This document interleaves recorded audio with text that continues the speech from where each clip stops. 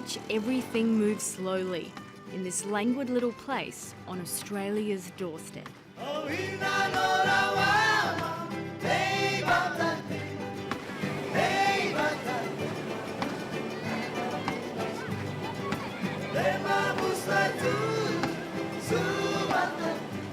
As morning unfolds, people gradually make their way into the early light and their day ahead.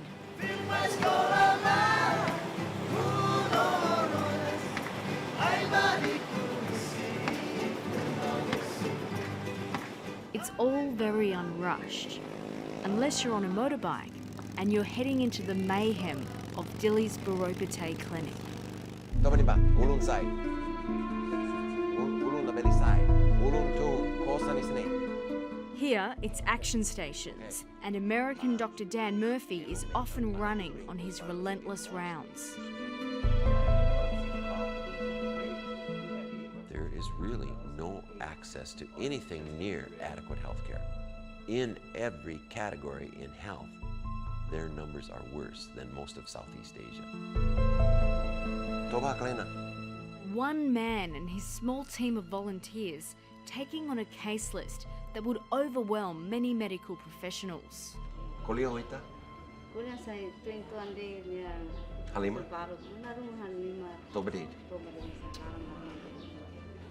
The chronic nature of it still makes me lean towards TB.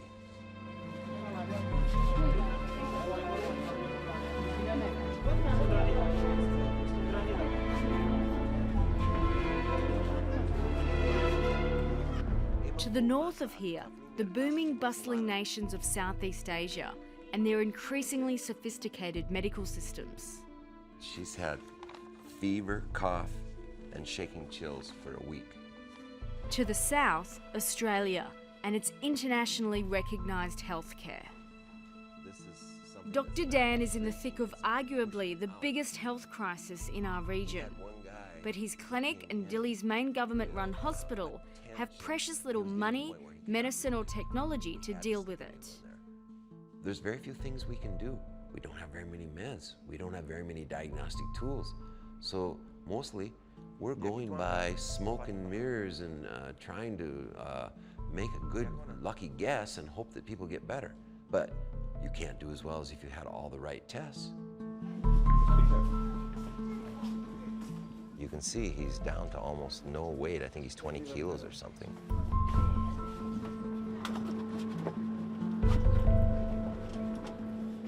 It could be something that were he in a more developed country, he could be cured. It's very sad.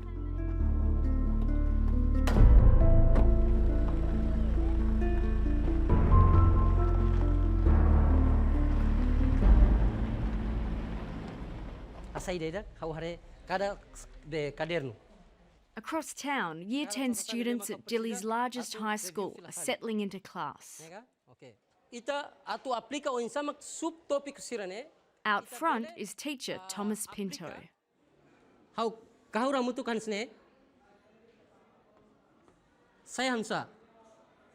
In many ways, the challenges facing Thomas in this school are similar to those confronting Dr. Dan at his clinic. Scant resources and a massive task, preparing these kids for a challenging world. And if that wasn't difficult enough, Thomas is dangerously ill.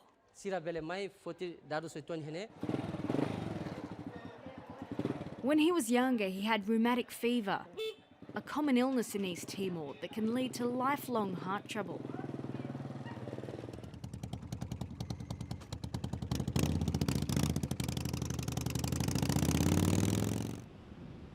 Thomas first started feeling sick about a year and a half ago.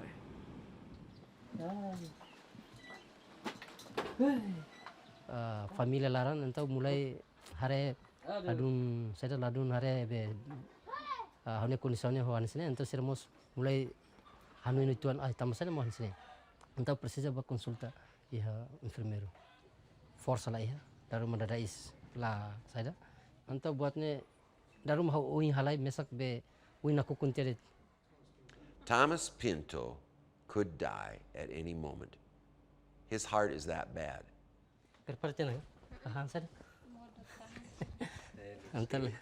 How fast He has mitral stenosis, which is one of the big curses of the tropics. And this valve gets smaller and smaller and smaller, and pretty soon you have a stroke or you die.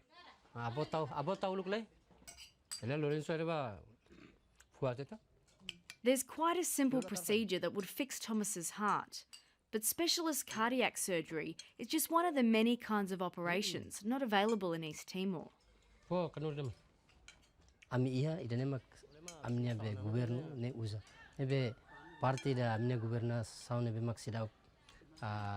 Hari buat tidak nebe anesan operasi nebe maka spesial juga fuan serne tambah amnya doktor spesial rasik ba fuan musil okia.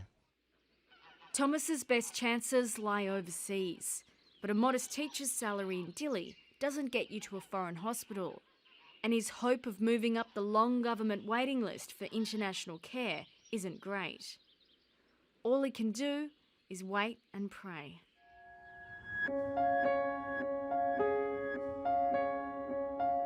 This isn't the only place to get treated in town, but it's certainly the busiest.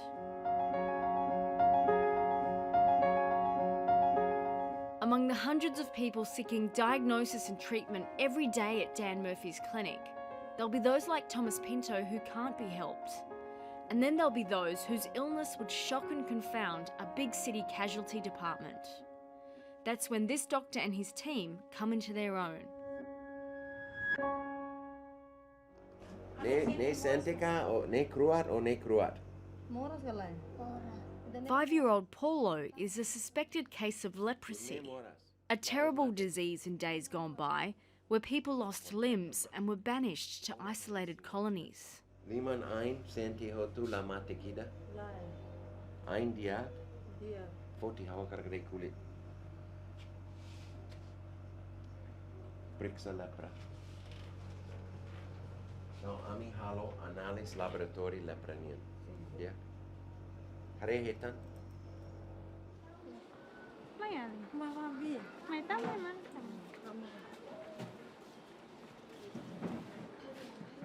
Paulo's dad has leprosy, and there's concern he's passed it on to his son. Quando sinti la piseira tu hine hatu do hine, nega. La bele se sne sne. Usine keras, nega. Quando titi hatu do fal fatin selu hatu do mas tem que taca mata, compreende? La piseira como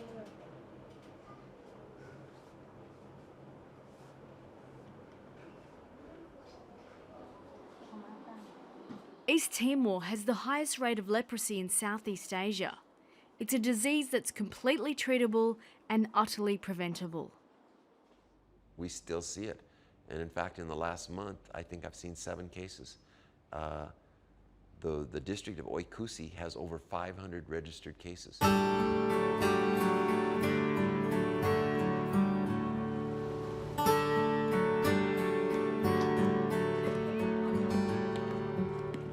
About the only things Dr. Dan holds on to from his past as a GP in America's Midwest is his accent and his love of basketball.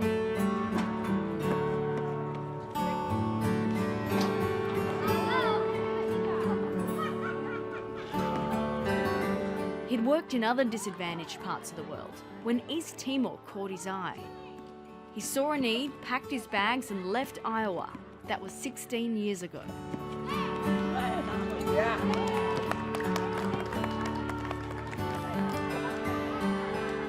I mean, it's not just the practice in Iowa, it's also how does one go about extricating themselves from the middle class? So I found ways of just slash and burn, get rid of everything. You literally just sold everything and moved to Timor? Came with one little bag. Yeah.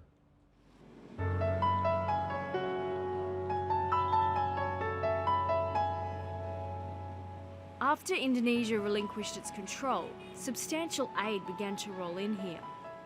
In recent years, proceeds from oil and gas mean there's more money in East Timor than there's ever been.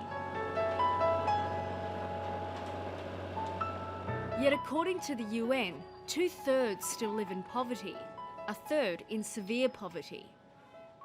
There's still billions of dollars worth of unexploited resources sitting in the Timor Sea. But as Australia and East Timor continue to wrangle over who owns the oil field, these extra billions remain in the seabed. East Timor has never had a chance to develop like the Rim of Asia. East Timor has never been given an opportunity. They were a part of the colonial empire of Portugal for 500 years, and then a brutal military occupation by Indonesia for 24 years that knocked everything else out.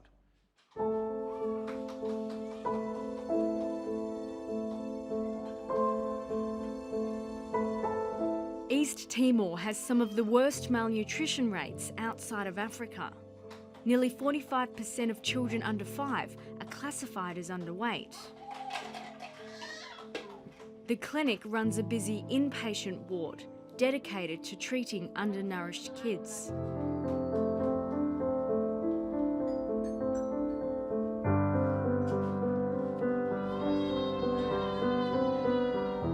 Four-year-old Asmenia arrived weighing just 6.7 kilos. She just keeps getting diarrhoea and being readmitted. Osmania is actually 4 years old. Yeah, she's 4 years old. And why is she so malnourished? Okay, so she's malnourished because the mom have lots of children and they are really poor. They live the mountain and it's really hard for them to go to get the water. They have to go down and pick the water. So it's mean that they don't really have like a good hygiene. Lydia and Sylvia, the carers in charge of this ward, do everything they can to make eating enjoyable.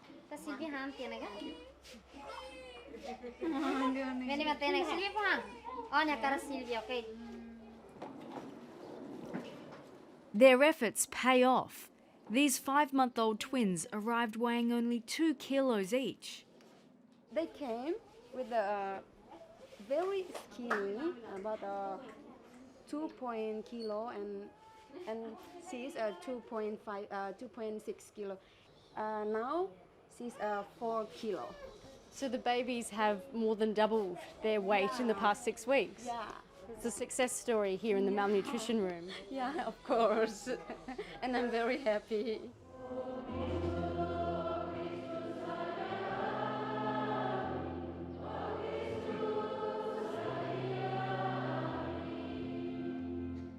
For school teacher Thomas Pinto, faith and prayer have finally paid off.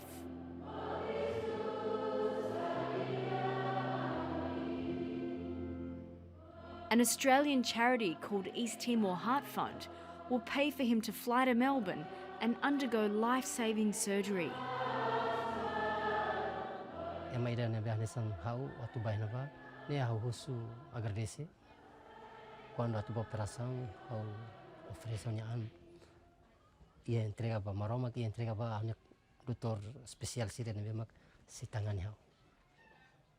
We are so fortunate to have a group in Australia who have found ways to give state-of-the-art care to poor Timorese people free. It's amazing. And actually, to tell you the truth, Australians in general, I have found to be most generous people.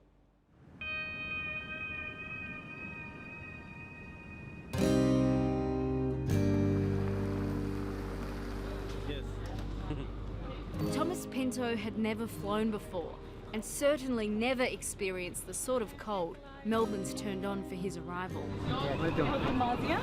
Members of the local East Timorese community are there to meet him.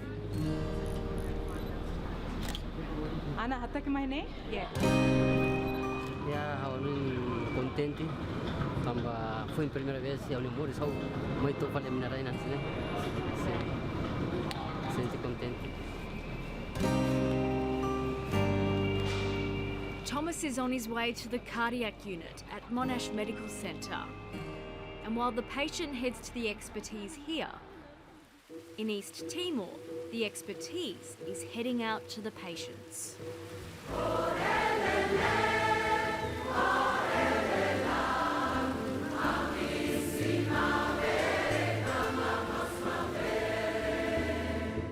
Most of East Timor's population live outside the capital, in regional towns and tiny villages scattered across the island.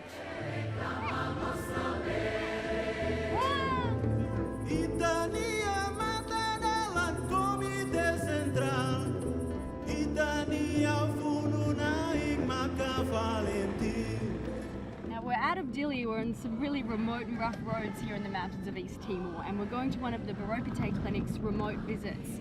Now where we're heading, the people there might only get to see a nurse or a midwife once a month if they're lucky, so there could be dozens of people waiting for us when we get there.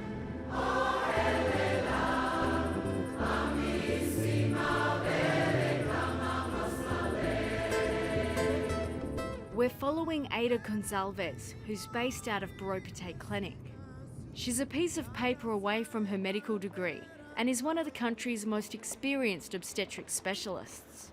I've been doing this for 6 years, and every time I come out here, I always get inspired because, you know, you never know what you might find out in the village.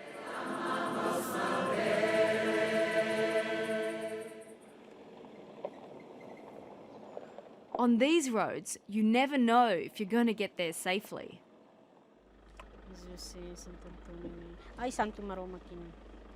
Lisa, I think we should get out of the car.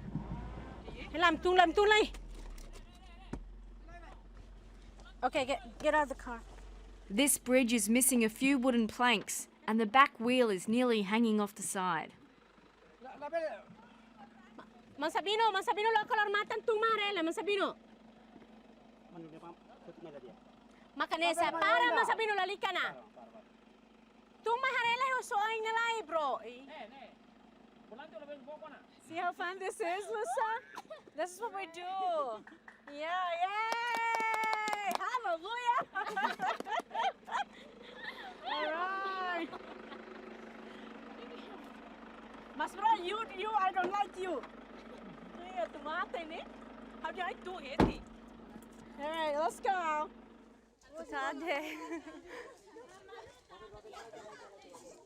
After 4 hours, we arrive in the remote village of Hatulia.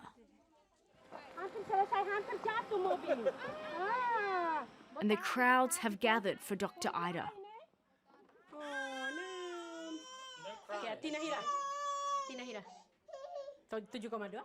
She understands these women and the difficulties they face living out here. Dr. Ida grew up just a few villages away.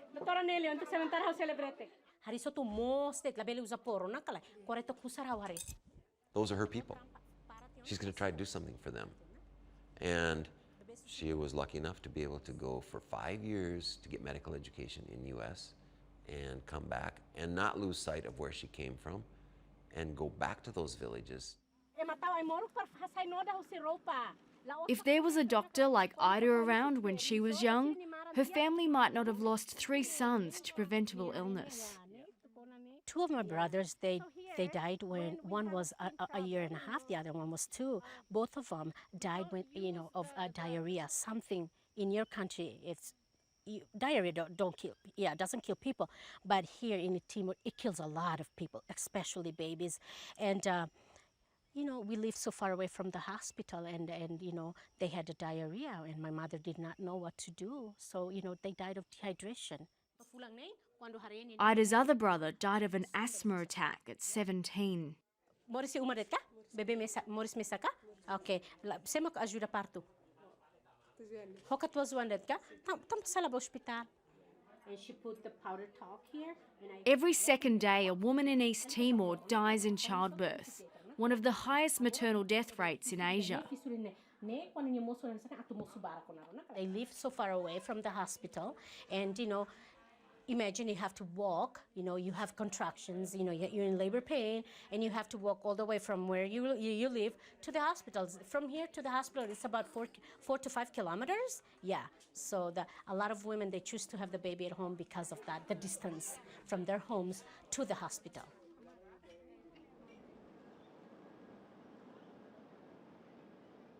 Hello, I'm Kelly. Nice to meet you. In Melbourne, preparations are underway for the operation to repair Thomas Pento's rapidly narrowing heart valve. We're hopeful that we will get a good result so that you will be a lot better and you'll be able to go back to teaching with a lot more energy. Okay. He trusts you. Good man. Okay.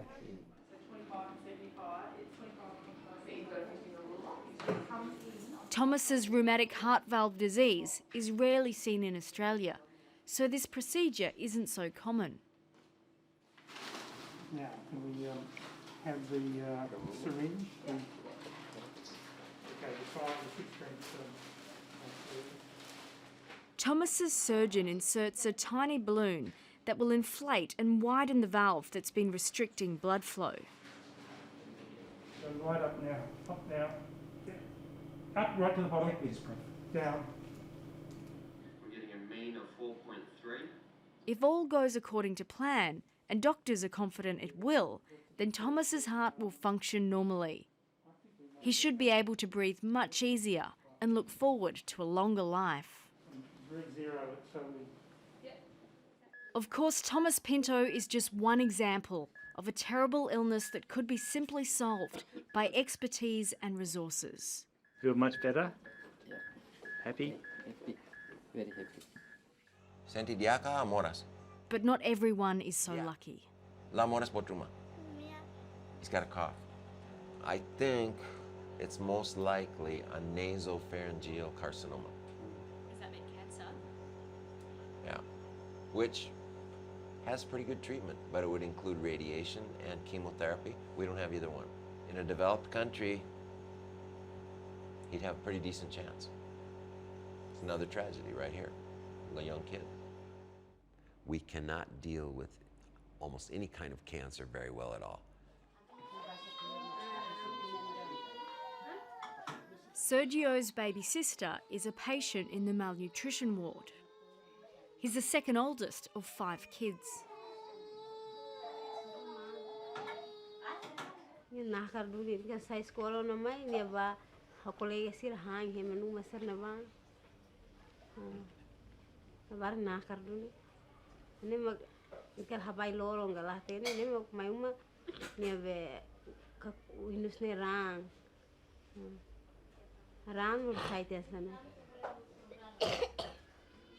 Sergio is in year 3, but he's stopped going to school.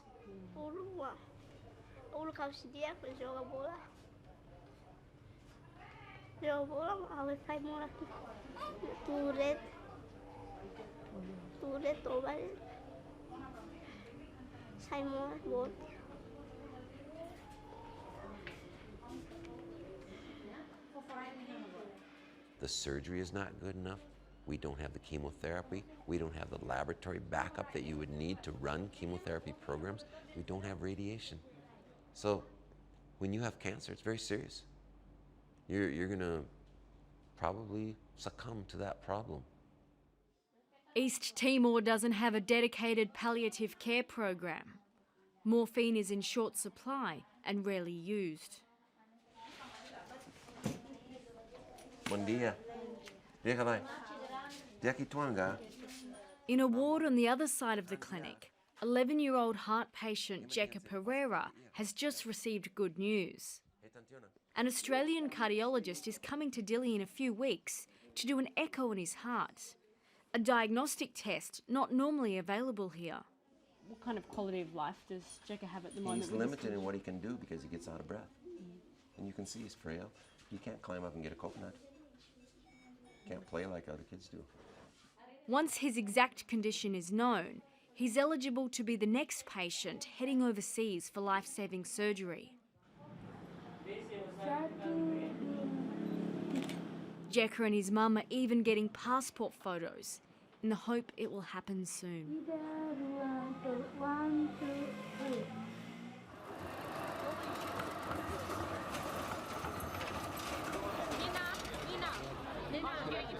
Thomas is providing plenty of inspiration for patients like Jekka. Just days after his surgery, he's the East Timor Heart Fund's guest of honour at the city's half marathon. He won't be running, but his presence will put a spring in the step of many of the participants here.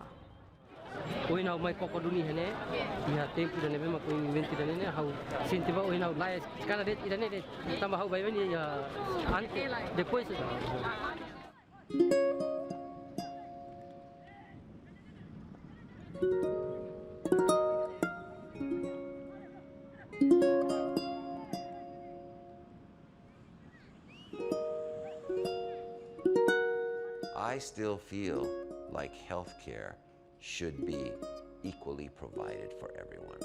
I do not think we should accept in any way that rich people get one standard and poor people get another standard. And if you're born here, you don't get it. If you're born there, you get everything.